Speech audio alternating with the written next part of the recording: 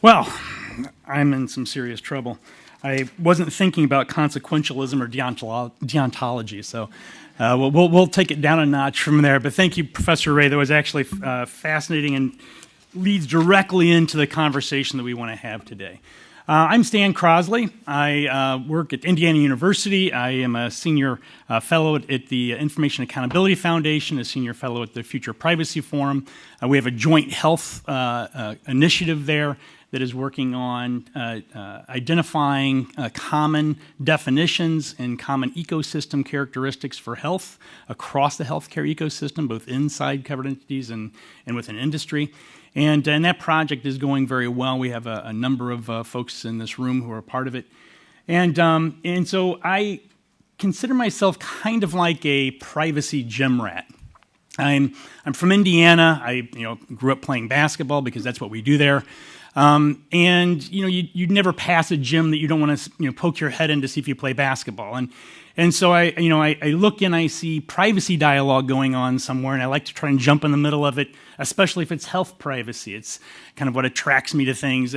It's probably worth saying that my basketball days ended when I turned about 40 because I blew both of my Achilles out, so I have no idea how that plays into privacy gym rat. We'll just leave it at that. But this is a conversation, is a really important conversation. We've actually been having it since 2000. In the year 2000, I was working with a consortium of pharmaceutical companies, and we filed one of the first letters to HHS about HIPAA saying, please delay the passage of the regulation because it's going to impact research, it's going to impact healthcare. And we had no idea what that really meant. We just knew we weren't ready. But this conversation, in many ways for the last 18 years, we've been practicing for the conversation that we're ready to have now. Because this really is, and Professor Ray mentioned it, this really is potentially a life and death circumstance here. This is a circumstance where if we get the balance wrong between privacy and care and quality and research, it's not like getting the answer wrong in finance, where it maybe hits the balance sheet. People die here. If the algorithm that doses the insulin for my juvenile diabetic child isn't optimized because we couldn't get the data we needed, either because of proprietary concerns or privacy, then someone's life is impacted, potentially someone dies. That's not an acceptable outcome. But it's also not acceptable for us to say, well, because that's such a hugely important thing, we will then just violate the privacy of every patient in the United States because it's worth it for healthcare. But that's the balance. And honestly, it's, we've all been in this space for a long time. It is the people in this room and the people that we work with who are going to have to solve this problem. So this isn't something we can shirk, and so I'm looking at my panel, and they're going to tell us exactly what we need to do and all the changes that are necessary or not necessary to HIPAA in order to lead us down this path. And so I'm going to let them introduce themselves, and then we'll get our panel well underway.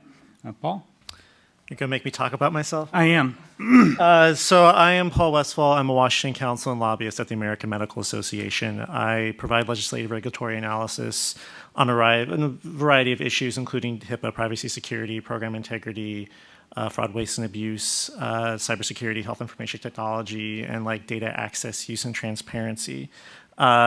Let's see what I wrote about myself. Okay, so prior to the AMA, I served as senior counsel at the U.S. Department of Health and Human Services Office of Inspector General as senior counsel, and then also served as senior advisor to the chief of staff of the OIG. I was also apparently a presidential management fellow at the U.S. Office of Personnel Management. Marcy, would you like the sheet so you can read about yourself? Yeah, no, I feel like I'm going to nail this part. I'm Marcy Wilder. I run the global privacy and cybersecurity practice at the intergalactic law firm of Hogan Lovells. And before that, I was the Deputy General Counsel at the U.S. Department of Health and Human Services, where I was the lead lawyer on drafting the original privacy and security regulations. No, hold your applause until the end. I think that it's great that we have sort of an incredible diversity of viewpoints on the panel. I myself have never walked by a gym and thought maybe I could play basketball there. Yeah. The gym is more of a place where I feel like I pay for the privilege of deciding not to go. And that's me. Great.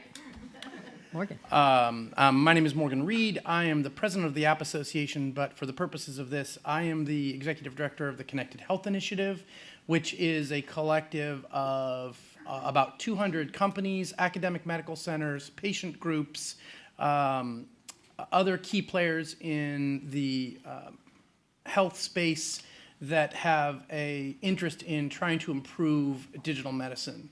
I guess I have to do full disclosure, Paul. I am also sitting on the Digital Medicine Payment Advisory Group, which is the group that decides and creates codes for what gets reimbursed under the CPT, AMA CPT working group. We propose codes. We don't ever vote on them, but we propose codes that get into this mix. And so much of the discussion about what will be reimbursed under digital medicine overlaps with HIPAA. Like Artie, I have had the pleasure of testifying before Congress on a lot of these questions, including HIPAA, several times before both House and Senate. So I, too, don't play basketball at all. I don't hold that against the panelists. We're okay. We're going to hold this in a couple of different groups here. We're going to first talk about kind of current issues and what we see, and then we're going to talk about future state. And then we're going to get some questions from you. So, Marcy, I'm going to call on you to kind of lead us off. I know that's a surprise, but I am going to call on you to lead us off and talk a little bit about what you see as the current challenges with what you see and with your background, perhaps with the security and breach notification rules, other low-hanging fruit that you think is possible to discuss.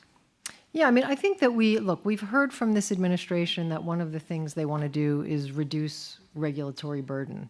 And on that side, there is clearly some low-hanging fruit on HIPAA. The two easiest shots are probably on the notice of privacy practices.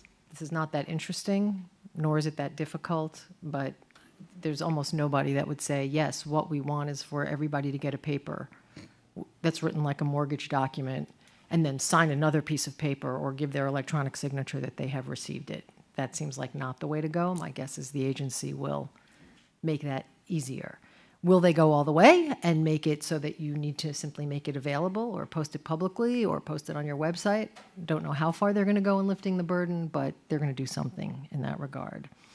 The second is probably everybody's favorite HIPAA provision, accounting of disclosures, which never worked either to the advantage of individuals or really in any other way that I can tell. And so my guess is they'll try and get rid of that entirely. Or maybe they'll come up with something, sort of because the goal of that provision is to enable individuals to have some visibility into how their data is shared, and there actually is a lot of interest in that and how data moves in the health sector. Maybe they'll try and do something else with it, but in its current state, I think it will not survive. Those are probably the two easiest. When you think, though, about HIPAA and the burdens, the regulatory burdens that it imposes, a lot of that flows, a lot of that comes up in the context of the fact that we have an unequal playing field. And when people talk about an unequal playing field, a lot of times what they mean is that you have healthcare providers and health plans, which are holders of large health data sets. And then you have other companies, typically large technology companies, whose sort of main business is not in the health space, but who are making big plays in the health space, be it Amazon or Apple or others. Or even device manufacturers who aren't covered. And if you drill down just a little bit, there are a few areas where I think that where that uneven playing field both advantages some players and disadvantages others, but also serves as an impediment to data sharing, because of what you're trying to do is free up the data for good uses or to improve health. there are a number of provisions that impede the ability to do that. And without saying whether they're good or bad, I will simply note that they impede the ability. And if you want to free up data, you probably have to look at some of these provisions. So one, and I'm going to start with the signing and concept of business associate agreements in general. And the reason I focus there is because the fact of business, right, because that's the way that the agency itself tries to cover sort of non-plans and non-providers. And so there are lots of companies that offer really important services that simply will not or cannot sign those business associate agreements because they will not volunteer to make themselves subject to these regulations. And they won't do that for a variety of reasons. And that has to do with the next set of provisions. So, for example, the very specific data breach notification requirements. Now, I'm not saying data breach notification requirements are bad, but I am noting that we already have a number of state laws that provide different standards for providing breach notification. And then you have this federal regulation that requires breach notification but imposes a completely different, not harm-based standard of when you need to notify. So you have to notify if there is not a low probability of compromise. And that's just a somewhat foreign and made up or invented standard that I think doesn't necessarily fit well with the others. It might, but the fact that we can't tell is a problem, and it's a problem for lots of folks that don't want to have to do it. The second is, once you're subject to HIPAA or sign a business associate agreement, you have to, if you are going to move into de-identified data, you have to, there's a legal standard for what is de-identified data and not a particularly clear one. The safe harbor is clear, but the statistician method, not so much. And so rather than deal in sort of the generic world of de-identification, which itself is not all that clear, there is now a legal standard, and if you don't meet it, there can be legal action against you by a federal agency.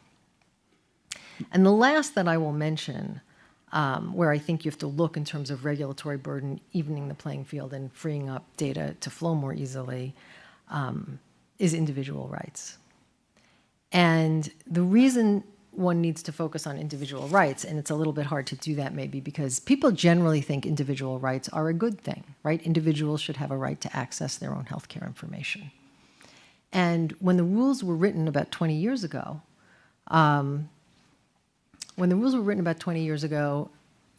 people knew what health information was. You should have access to the records your doctor or your health plan holds about you, not that hard.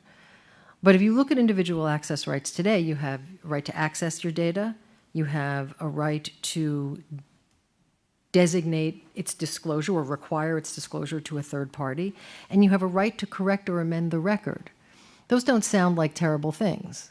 In fact, in many contexts, they sound like good things. But if you want to start looking at AI and machine learning and where the data is, it becomes much harder. Because what we know about individual rights is an individual has a right to access and correct and designate disclosure to their designated record set. That's a defined term, it's a concept. And I can tell you very clearly that that individual's right ends at the end of the designated record set, which used to be a paper file in a doctor's office and electronic files in a health plan's hands. But today, where does the designated record set end? And does it include the derivative data and the outputs of AI and machine learning and other kinds of technologies? I don't know. But I think it's going to be actually a very important question. And we'll come back to that as we get to the next future section. All right. But that's a great table setting. Paul, I'm going to turn to you and get this perspective on, again, current issues that you're seeing with your constituencies. And Sure. So, I mean, just more broadly to start off with, AMA activities are guided by our policy and our Code of Medical Ethics, which is set by our House of Delegates, which is a unicameral policy setting body that meets twice a year, about 580 members, made up of all of our specialty and state societies. And looking at privacy generally, it really boils down to the patient-physician relationship and that sacred trust. And that trust is built in part due to the confidentiality of the conversations that a physician has with a patient and the medical records associated with that. And so in order to, that's a breach, but to go past that relationship, our policy talks about it has to be meaningful consent, it has to be completely de-identified, or there has to be some type of public reason, or public policy, or public health reason to disclose that information. And that policy predates, or is prior to HIPAA, and probably prior to anyone being born in this room. It's a very old but good policy. As far as looking at HIPAA from current realities, talk about it from a physician perspective, both from the perception of HIPAA and also the reality of HIPAA. With the perception of HIPAA is physicians are confused. They don't know who, what, where, when, why, or how to share this information. They hear conflicting information from their friends, their colleagues, their staff, their management, their counsel, their outside counsel, and the government. And it's a very complicated law from their perspective. And you add that confusion and that complication, you couple that with an OCR director who really wants to open up more investigations, a security rule that is really hard to know what to do with it, potential fines. We talked about breach notification, and from our perspective, that's kind of almost a presumption of guilt.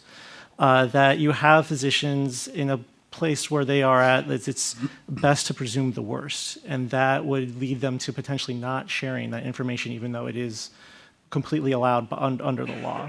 So how do we fix those sorts of things? I think with the security rule, getting multiple paths to compliance, best practices framework, a little bit more discussion around that.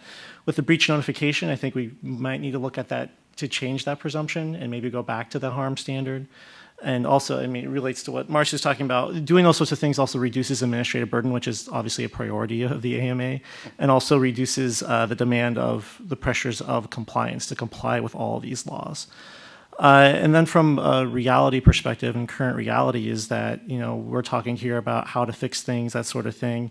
We could solve all the problems with HIPAA, all the problems with data, and meet every HIPAA policy wonks, desires, and all those sorts of things. But how does that trickle down to the practice of medicine? How do you get that message out to physicians and to clinicians? How is it you ensuring that it's being entity agnostic and it's not unduly burdening a small practice in rural Montana versus a large urban health system? And just basically, how do you implement those sorts of things? Because that message is currently not reaching the physicians. It's not reaching the clinicians at this point, because there is a lot of confusion. OCR does do education. Do you want to give that? But I think they should be doing more. And AMA, we have our own educational outreach as well, because physicians went to medical school to improve people's lives, to make them live longer, to manage chronic care. They did not go to medical school to learn what a minimum necessary requirement is. So that's kind of the thing. And then the other thing, a little bit on the individual rights as well, is we're starting to see this. It's happening more with consumer data, but we're starting to see it with health data as well, is the potential misalignment of what the laws are allowing to be disclosed and a patient's expectation as to the privacy surrounding those laws. So leave that open for further discussion. Yep. Morgan, I'm hoping you're going to solve this for us so far. Well, I'm going to deviate from my planned remarks a little bit because Paul and Marcy basically covered 90% of the ground rules. I do a lot of talking to developer groups about HIPAA and about digital medicine. And because I don't want to embarrass anybody in the room here, I'll tell you what my question usually is to the audience. And I'll say, how many of you think the P in HIPAA stands for privacy? And like 90% of the hands go up. Now, everybody here knows it's portability, right? Because you're all brilliant. But that gets to the basis. This entire discussion that's had from Artie all the way around, Artie touched on it a little bit. But everybody's talking about HIPAA privacy and how HIPAA is about privacy. I'm old. I was actually working in Congress when Kennedy-Kassebaum was passed, now called HIPAA. And it was about helping the free flow of data, about the portability of healthcare information for patients to improve outcomes. How is it that this entire forum that we've talked about, from the first speaker, from Jules on down, nobody's talked about portability? And so I think that really sets the stage about what Marcy was talking about, how the regulatory burdens and the regulatory shape of this, the enforcement action from OCR and others, has taken a law, and I'm sorry this is a negative word, but kind of perverted its intent to create something that is used most often for a vehicle to say no, rather than a vehicle that allows a patient not only access to their data from an individual rights perspective, but also for the physician's ability to take that data and provide it to a specialist care, to utilize that data in a way that improves outcomes. Because one of the things that I've realized working on digital medicine is people don't want to be patients. People are people, and they have two goals. If they're sick, get healthy. If they're healthy, stay healthy. Right? That's your goal. And so when you look at the HIPAA Privacy Rule and you look at the conversations that we're having about barriers, I think all of this discussion needs to be from the perspective of how are we utilizing portability, the P in HIPAA, in a way that actually improves care. And when we talk about patient privacy, we should also keep in mind that the goal of a person going to a doctor's office is to get healthy, not to worry about their privacy, which I think is a really critical aspect of it. So how do we balance that goal of a person who's sick with the natural outcome of, oh, if I don't care about my privacy at all, are there harms or other things down the road that will either be things that I don't want to happen, and Paul hit on, don't meet my expectations with what my data will be used for. So I think you have to understand the natural tension that exists here with a patient who walks into a clinician who wants to get healthy. And it's very interesting. We work with a lot of orphan disease and other patient groups as part of CHI. And those people are the most vociferous about share my data, find a way for my data to help treat my child, my brother, my sister, my wife, whatever you can do with the data.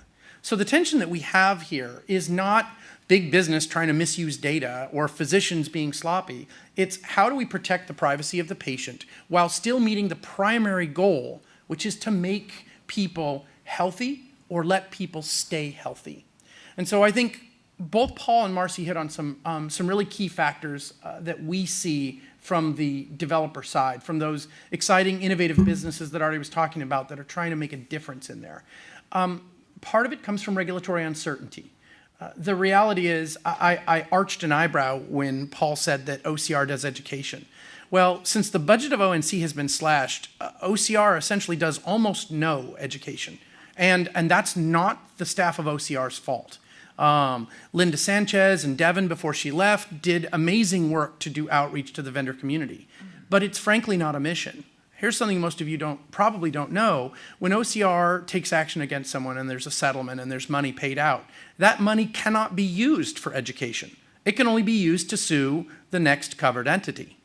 So the funds that come in from the actions taken by OCR only replenish that to go after other people who have violated HIPAA. And one of the questions that there was an interesting study by Daniel Solov that found north of 40% of covered entities are in violation of HIPAA. And their violation of HIPAA is not because they're doing anything intentionally wrong, but they literally don't know how to meet the varying requirements of it. So if you have a body that's funded, OCR, that's funded by taking action, what was it, 56,000 complaints, 22,000 acted on, I think in 2016, 2015, their entire action base is to go after someone, and then the replenishment is to go after the next group and the next group. But 40% of those who are violating HIPAA are doing their best to meet it. That means we have a gap in education that Paul hit on. And I'll give a classic example. I won't mention the name of the company for their sake, but there's a company that we work with that helps patients make a determination of doctors for referrals. It's fairly well-known, well-funded Silicon Valley company.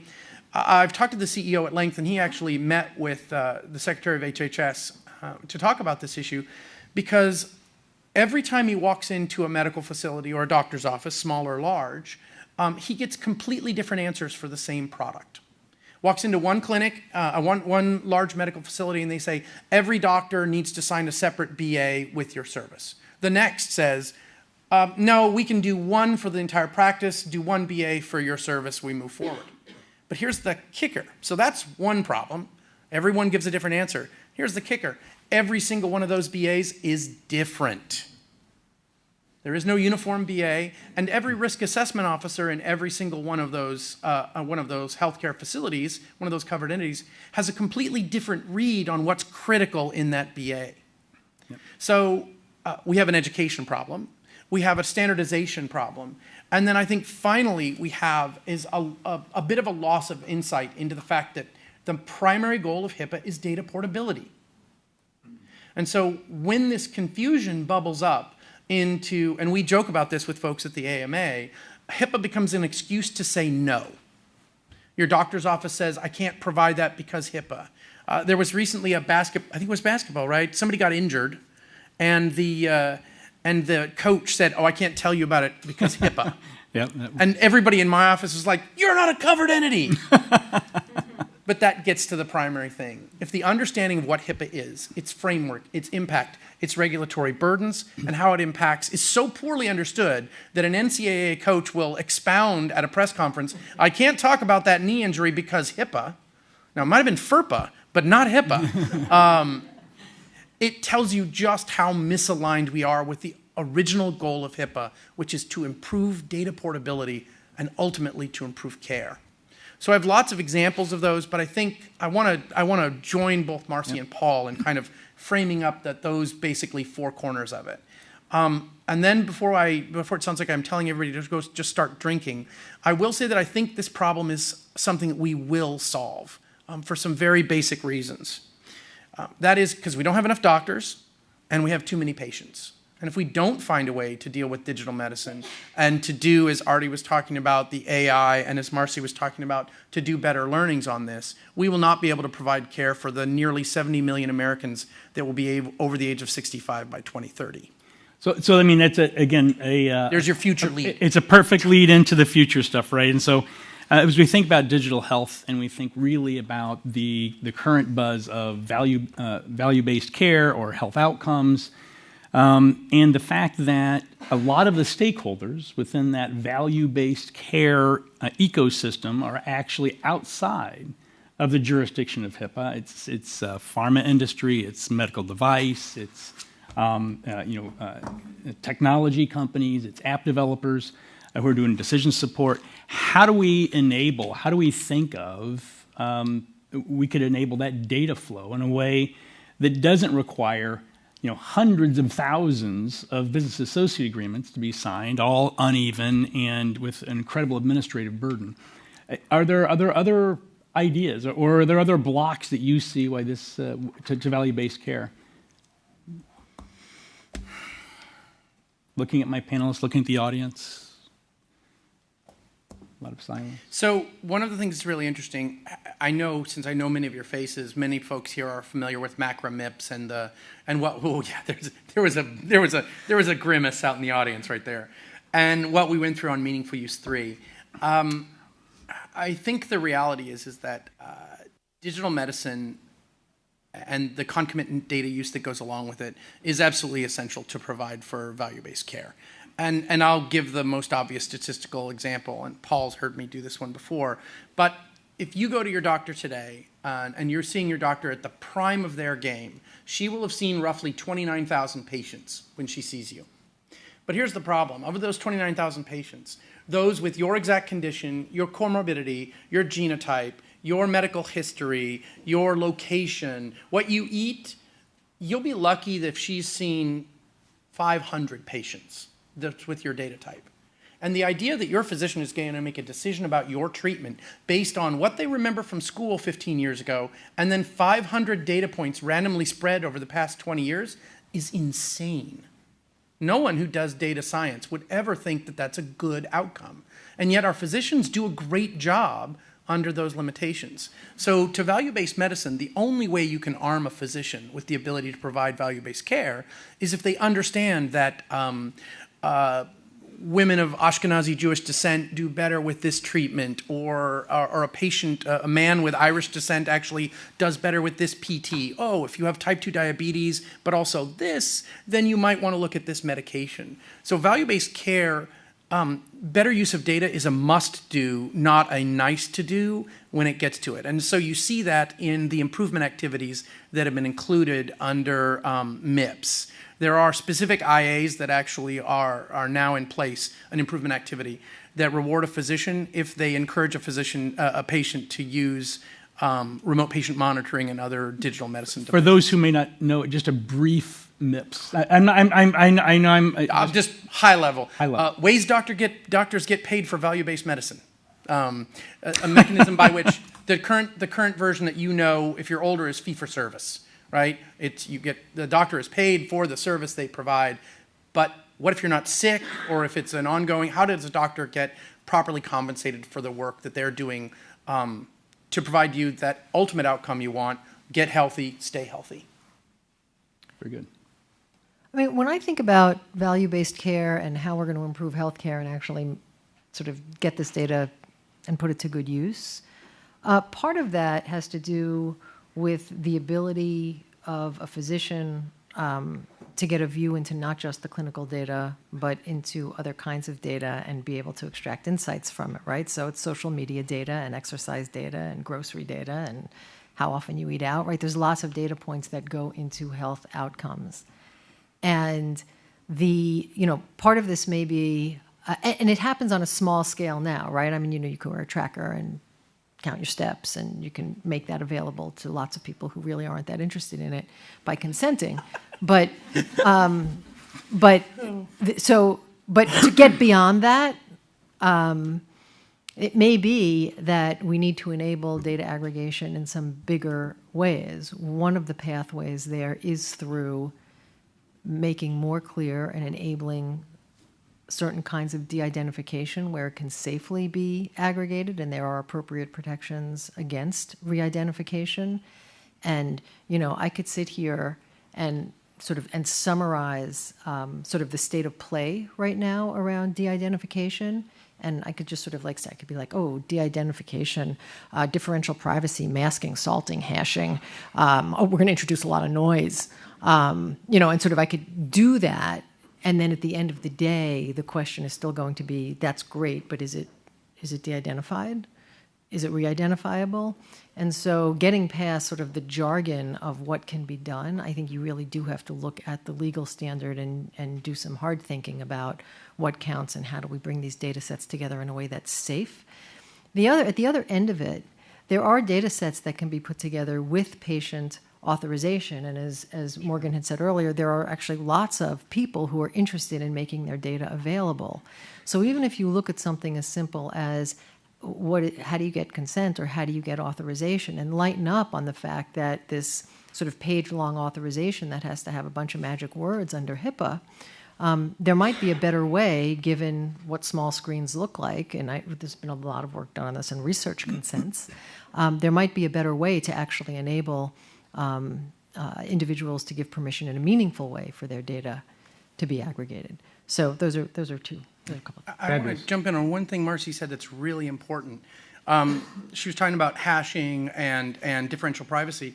The weird part is what works well for advertising, differential privacy, is really bad for rare diseases. So one of the most humbling things that I've learned in this space is working with patient groups who have tiny populations and just realizing how desperate those parents, those friends are to find help and hope.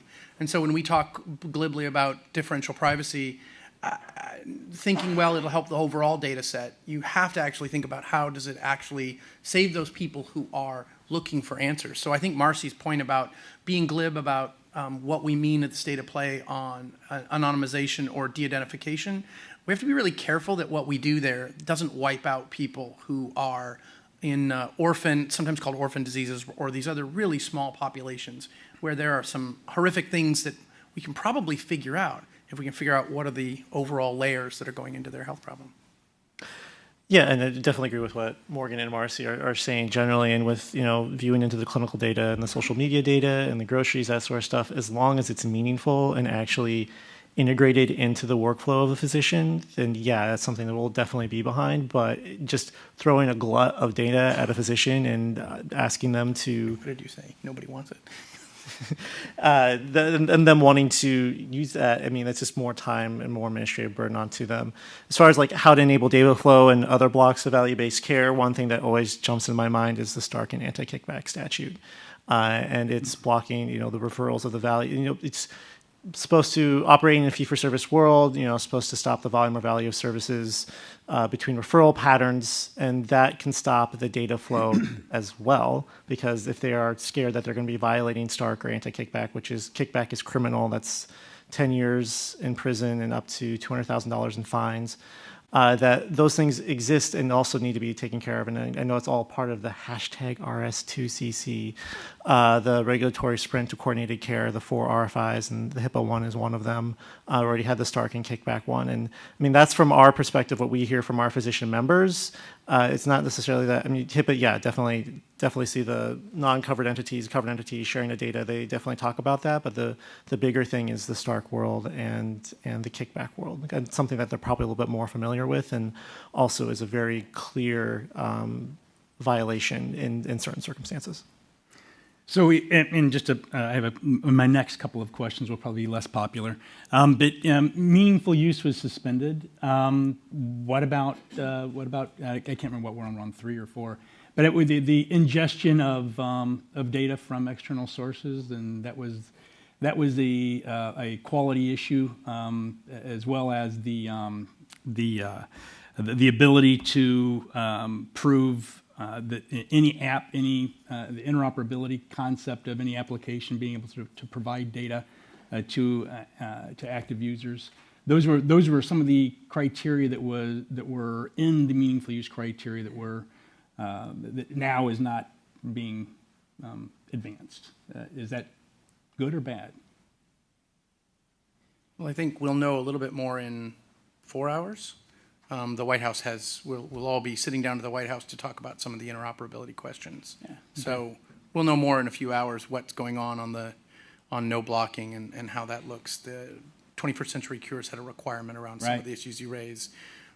Theoretically, today there will be a meeting in which Dr. Rucker will make some announcements around some of those questions. Okay, theoretically, nothing has been leaked. And let me ask the next question, really, is do we need to expand HIPAA? I mean, should there be a broader definition of covered entity? Do we maintain business associates, or do we expand it to anybody who covers health information, or there's been a lot of call for that? Thoughts? I mean, you're not sure, but also, I mean, is there a bigger discussion of what's going to come from just a general privacy legislation that we see GDPR, we see California coming? So there might be in the 116th or 117th Congress something that's very large that deals with privacy of data and the treatment of that data. And we do hear at least I've heard some grumblings like, oh, HIPAA is just going to be carved out of that.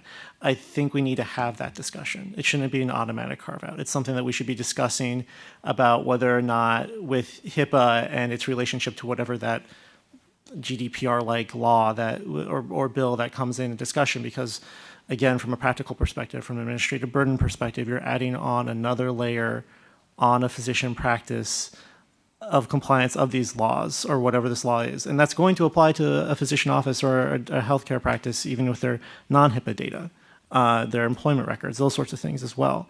And so then you're going to be dealing with, and then from a patient or consumer information or consumer perspective is that they are now, that data potentially is going to be subject that the technology vendor has, and then when that data transfers, or however you want to say, into a covered entity, all of a sudden the rights are different. How is that going to be actually explained to a consumer or to a patient?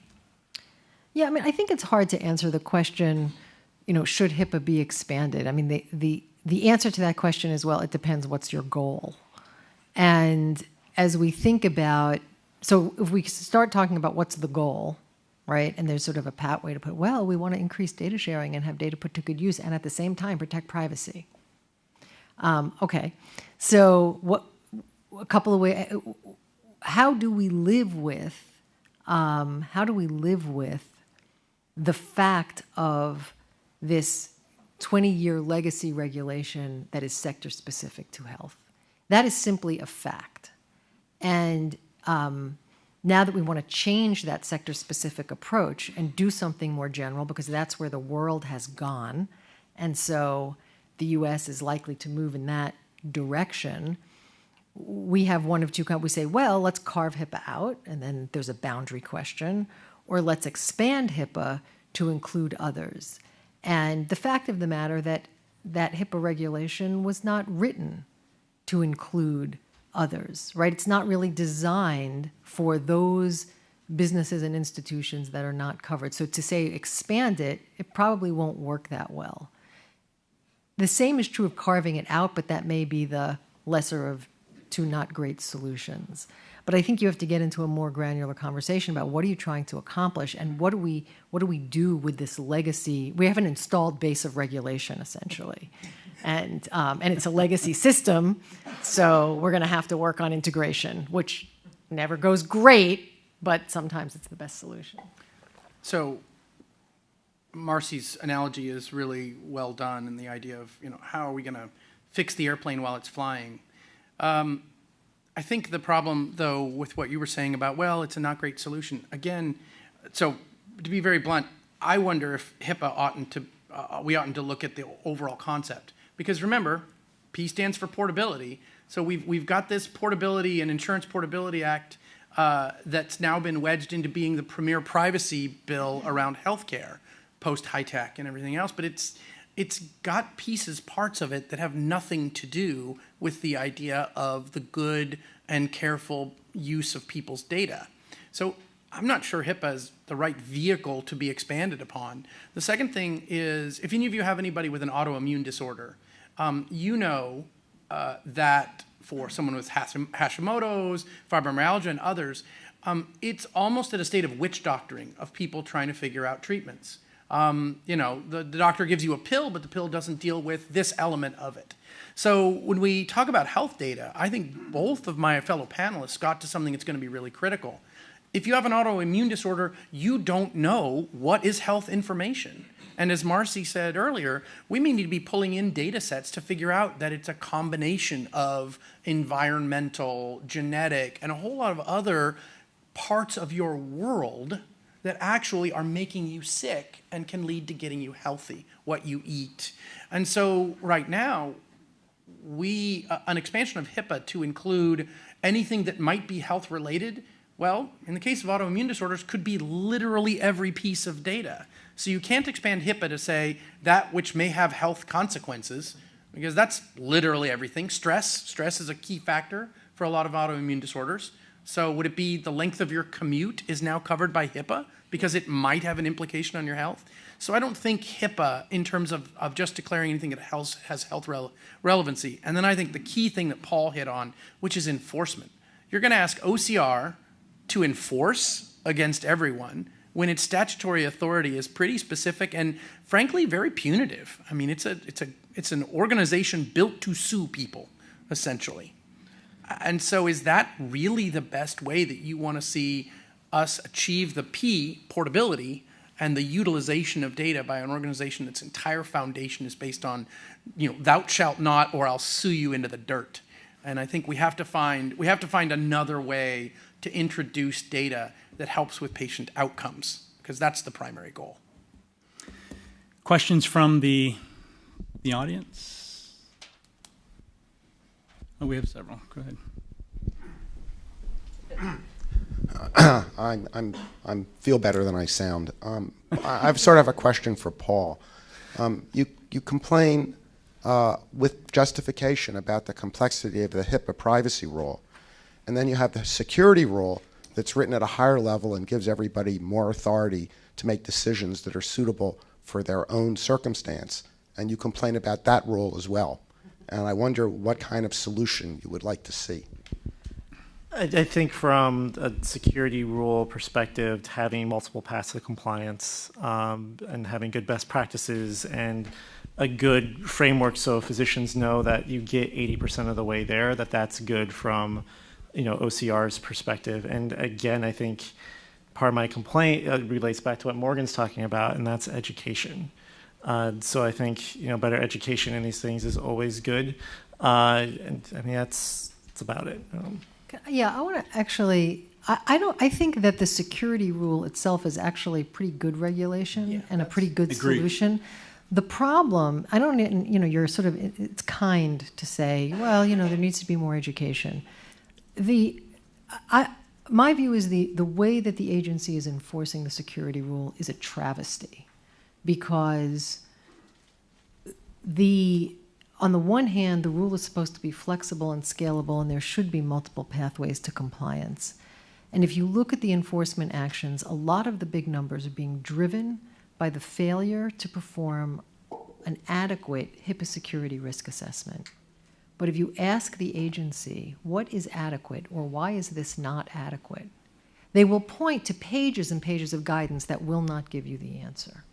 And so there's a real question to my mind as to whether whether it is clear enough that what is reasonable under that regulation is consistent and rational in terms of the way it's being enforced. So I think we have an enforcement problem more than a regulatory problem on that rule. And, they have the portal. How many of you have actually posted questions on the portal? Yeah, I see one. We've done a lot. Alex Cook in my office has actually been working with Linda and Devin before she left us for the private sector to work on it. But, it's underutilized. But I'll tell a quick story that really amplifies Marcy. Most of you know who Joy Pritz is, the first Chief Privacy Officer for ONC HHS. Joy and I did a panel at HIMSS last year where Joy was very specific about provisions in there as the former person kind of riding herd on all of these questions. And right after we got off the panel, a woman who was a HIPAA consultant walked up to the two of us and told Joy that she was wrong. And I thought to myself, first of all, never tell Joy that she's wrong. Bad idea, if you know Joy. Joy didn't back down. But more importantly this woman felt very comfortable with the concept that Joy Pritz, the Chief Privacy Officer of ONC, had no idea what the actual law was. And so I think that really gets to Marcy's point. It is a travesty, and I think you used the right word, where we're in a situation where they can't actually answer the question of, how do I do the thing that you will take me to court for if I don't do? And I think you're right. There are real problems as that go. And I don't disagree with the summation of your question is, how do we get to a right answer? I don't think we're there yet, and I think Marcy hit a key point on the enforcement question. Adam Tovin with Ananos, and had a question about HIPAA, even after data has been passed through the appropriate HIPAA filter, what your thoughts are in the future of privacy as it relates to health data. Put another way, just because something data set has been passed through HIPAA doesn't mean that there's no risk of re-identification. And do you think first-party data owners are going to be faced with greater re-identification risks in the future, even as they continue to adhere to HIPAA? Are you saying first-party data owners that are covered entities? Yes. Or are you talking non-covered entity? Okay. Marcy, that's your square. Yeah, I think that whenever we talk about de-identification, re-identification is always going to be a risk. And the agency has not been enforcing on this front yet, although I suspect we're going to. One of the things we haven't talked a lot about on this panel, and in some ways, maybe we haven't talked about it at all, is that there are a number of really bad uses and harmful uses of health data. So we've talked a lot about the good uses, but we really haven't talked about the fact that there are whole slices of the industry and whole slices of the health sector that are in business to use health data for not even necessarily bad purposes or discriminatory purposes, but certainly for purposes that individuals may prefer not. And those are uses, there are risk ratings that get generated that can be given to employers or insurers for good reasons, but also for bad. So there really are risks around re-identification, and it may be that, look, the technology, the data that is fully anonymized is not often going to be particularly useful or usable. And so there's a question as to what is the re-identification risk that we're willing to tolerate, and I suspect that's going to be, to some extent, context specific. And I think we're going to see I think once there is a big event of re-identification for a bad purpose, I think that's when we're going to start to see enforcement, and my guess is it's not that far off. Are you differentiating between monetary harm or just, because one of the classic examples is you hit it earlier, the expectations element, right? You're getting a phone call telling you that, you can get diabetic shoes because someone has utilized information to realize that you're a type 2 diabetic and a type 2 diabetic patient when you didn't really intend for that information to be used for targeted behavioral advertising. I mean, that's one side of it. The other side is that, as you say, where exclusionary lists are created or factors come in. What do you think about that? Because there's some wiggle room there on that question. Do you think that how do we deal with that part of it? You're asking the harm question? Right. It is, at its core, it's a harm question. Right. But I think we're at a stage, and FPF has worked on this a lot, where the traditional sense of harm, is there a monetary harm to it? But what about other aspects of where it doesn't meet people's expectations? And I think Paul hit on that earlier too. What is the doctor's patient's expectations of how their data will be used and shared? I mean, I think from a legal perspective, it can come either way. Either there can be harm, and that can lead to legal action, or there can be a use that is not consistent with what a user would expect or has authorized, and you can get a legal action that way. So I think both of those are possibilities. And I would just add in that there can be bad data created, and that data is ingested into algorithms or used to do decision support or an analytics that results in harmful decisions in care. Right, that gets to the CDS question. Right. And I mean, we did finally get some OCR guidance around some of the CDS elements, but in our meeting with OCR, a vendor, industry, and patient group meeting, physicians in the room as well, was brilliant. One of the engineers said, well, what about logging? And the look on the OCR staff face was like, we hadn't really thought about that. But the reality is that if you're on the engineering side, logging of what goes into the cloud will contain elements that are PII under most definitions. Yeah. So then it starts to raise a lot of questions. So yeah, I think we're not there yet in terms of what the four corners of the regulatory barriers are, which puts Paul's people under a lot of risk. Yep. Agreed. And we have time probably for one more. Anyone in the audience? Okay. Looks like we've completely answered all of the questions. So I think that's a successful panel. Last comments from my panelists, Paul? Yeah, I mean, it's, again, to harp back to what I talked about in the beginning, this is about the patient-physician relationship and that trust. And that HIPAA, and with its perception and with its realities, that don't forget about how this gets implemented into clinical practice. How does this trickle down? How do you get the message out? How do you implement it? Because otherwise we're just going to be here, 15 years from now having the exact same conversation. Marcy? That would be terrible. Yes, absolutely. Marcy, any other thoughts? Morgan? No, I'm just going to say thank you so much to FPF for putting this panel on and for getting this conversation rolling, because it is going to be very important in the coming months and probably 2 years as to how these questions get answered, and going to have a long-term impact on a lot of what you were talking about today, Morgan. And I think I would just close with the fact that we will have to solve this. Yeah. This is not an option.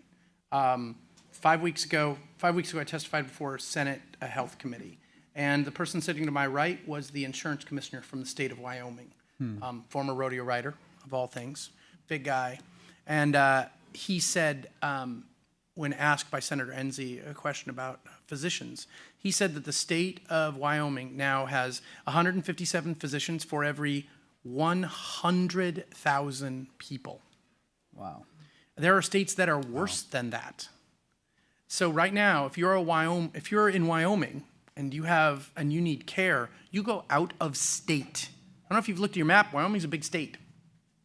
But so better use of data to improve outcomes and keep people healthy is not an option.